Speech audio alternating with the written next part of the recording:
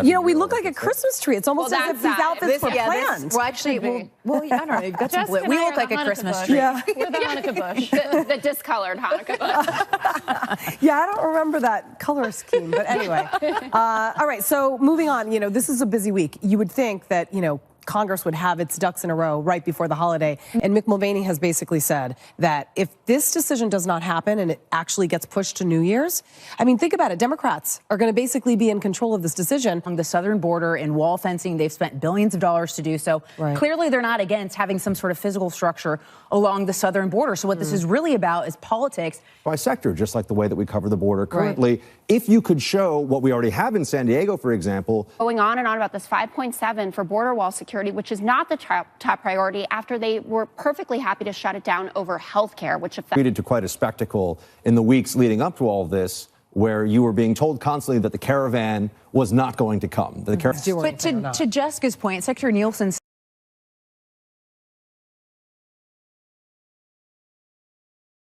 also just common sense. If you know that thousands of people are trying to get into the United States, your common sense. We've also got 22 million illegal immigrants living in this country right now. Status for the people who are already here, who are, by and large, not criminals. It's a terrible idea to make a deal when you can't even control future legal crossings, because the incentive we went through is you're actually going to be dealing with. All right, we're going to move on now. President Trump tapping a replacement for Defense Secretary Jim. Administration plays into this turmoil in the markets right now, right? So took a hit this year, that's for sure. It has not been an easy one. And if you're that's an important point, though, Buck. The banks that the Treasury Secretary called, their stocks are all down this year. And typically in a raising rate environment, which the Fed has been doing, much to the president's chagrin, bank stocks should be up. So all of these banks that they are calling, most of them are experiencing low stocks. I think actually, and it's not a political point, I think we should all be able to agree that there's actually seems to be a competency issue that went on yesterday with what Steve Mnuchin did. You know, from his vacation in Mexico, he released a statement saying there was a liquidity crunch when no one thought there was a liquidity crunch, and basically put everyone on high alert about something that we hadn't been talking about. So yes, Santa's 401k, we've been discussing the stock market, obviously, because that's something President Trump loves to harp on. But you look around at this personnel and the amount of turnover, and we're going to get to Secretary Mattis, or former Secretary Mattis, in a minute, and sent everybody up in arms. I know the market would have been down this morning anyway, but you don't think it's exponentially further down because of what he did? I don't think it's a competency issue. It could be a communications issue. Listen, I'm with traders every day. I've been in financial services and on Wall Street for 6 years now.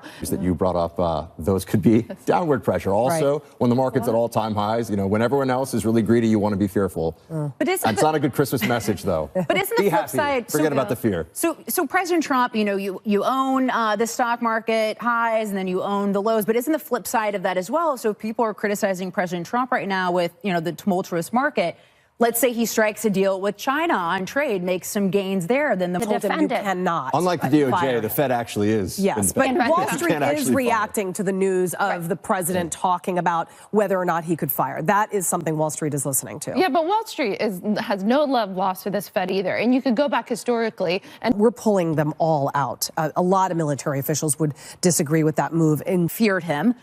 Republicans and Democrats respected him. You look at the military, 84% of the military rank and file loved him. He was beloved. I don't know anyone who doesn't have respect for this man. So I think this is a huge loss for President Trump. And quite frankly, I don't know who fills his shoes. Well, that's a hard. Would note, we haven't mentioned yet the Kurds, and I know for a lot of folks in the military and also have been working Mideast policy for a long time. The Kurds did the bulk of the fighting on the ground against the Islamic State in Syria. There are real concerns about the Turks now going after essentially our allies with airstrikes and perhaps even military incursions. And we do have a debt of honor to the Kurdish people, both in Iraq and in Syria. That always has to do with what the end state is that you're seeking. And there are a lot of people who look back at what we did in Afghanistan, went after al-Qaeda, because Afghanistan saying he was happy that he had to see the drawdown.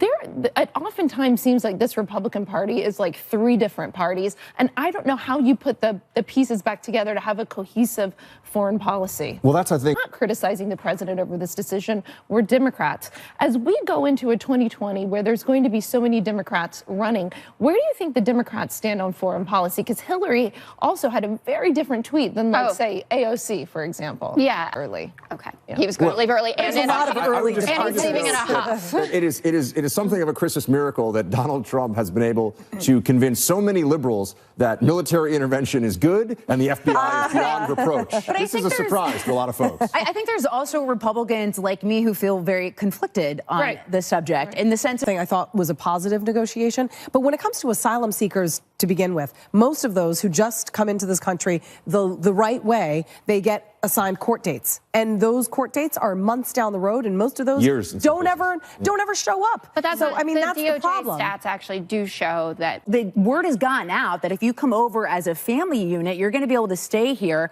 and be treated differently. We've seen over the past 2 months alone a 307% increase. There's a lot of changes that need to be made. I'm curious. So Lisa brought something up that is important here. So what the administration did is they tried to change the quota for the credible threat. So it went from just not being the government, but it could be, it had to be the government, and it couldn't be personal. So it couldn't be your husband. It couldn't be gang violence. What do you make of that? Because it seems pretty scary to me if you have gangs coming after you or you live in a home where your husband is beating you. Yeah, I mean, listen,